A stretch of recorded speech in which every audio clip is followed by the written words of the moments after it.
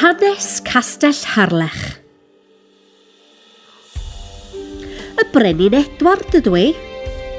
Mi ges i fy nghoroni yn frenin Lloegr yn 1272. Dewch i glywed hanes Castell Harlech efo fi. Saer ydi o. Mi gaeth o'i swydd gyntaf yn y castell.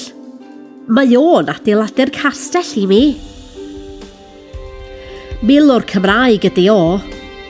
Mi gaeth o ei gyflogi gan Dywysog Cymru i ymosod ar fy nghastell. Owain Tywysog Cymru ydi o.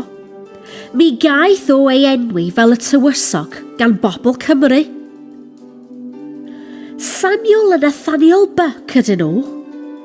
Mi gaethon nhw eu cyflogi i beintio llun o'r castell.